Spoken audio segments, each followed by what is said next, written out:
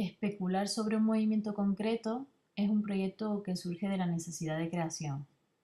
Por determinados momentos personales no encuentro un momento para sentarme a crear y por lo tanto tengo que idear y buscar una solución para crear.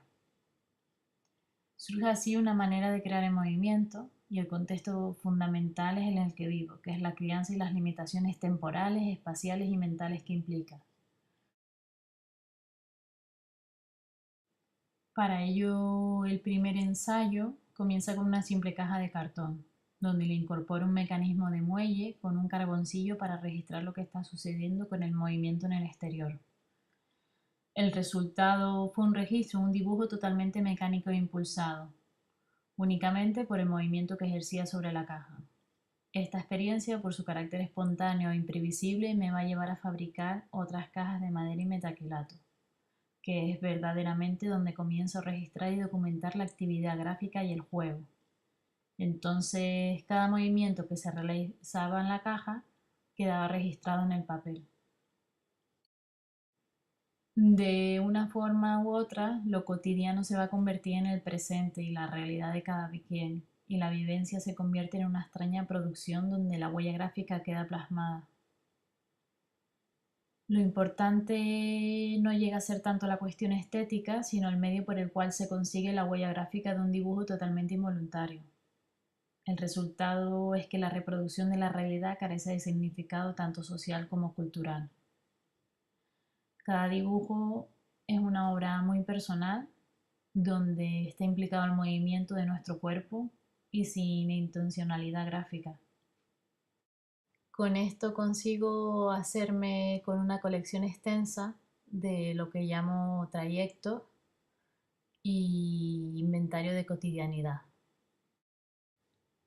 A partir de este momento, el trabajo deriva en la creación de mi hijo. Las cajas y el dibujo involuntario se encuentran relacionadas y han sido la primera aproximación que he tenido sobre el dibujo involuntario. Pero en este nuevo trabajo se cambia el generador de las imágenes y también de una forma u otra intervengo yo.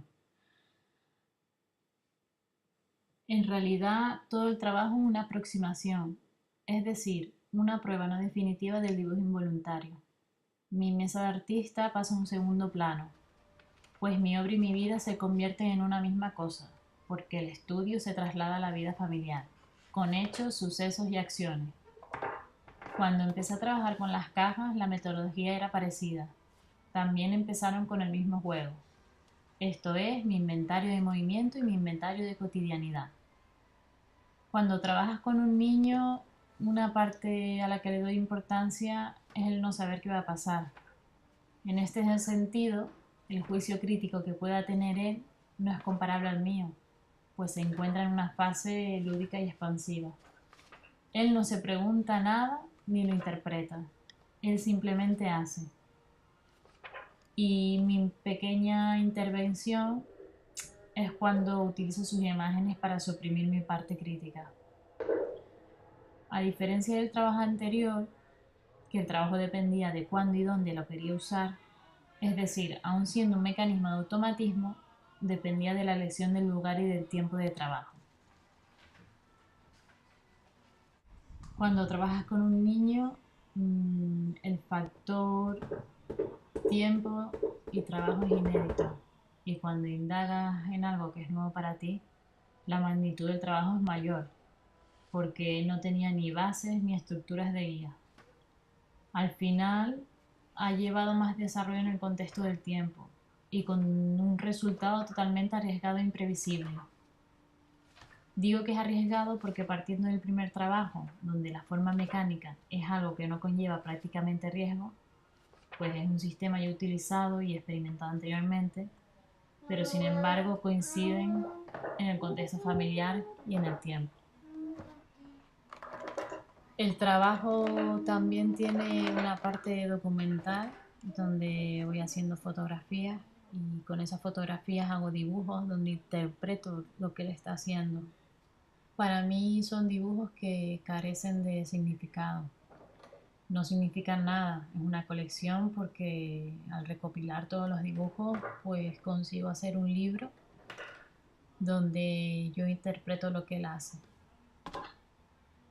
La interpretación de los dibujos de Briat funcionan visualmente para el espectador como una obra. Al final significa que lo cotidiano es capaz de convertirse en obra. Aisladamente, como he explicado, el dibujo involuntario no significa nada, no tiene por finalidad la creación artística.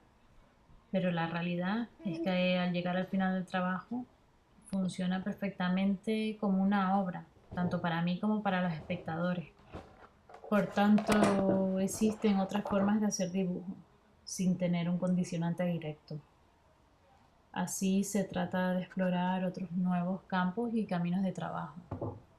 Este trabajo tampoco sé en qué puede derivar, porque lo considero un trabajo abierto, experimental y sobre todo conceptual.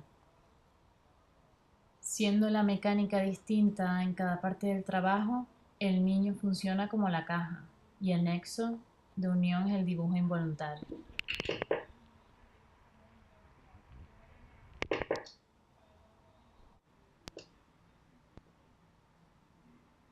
Apaga.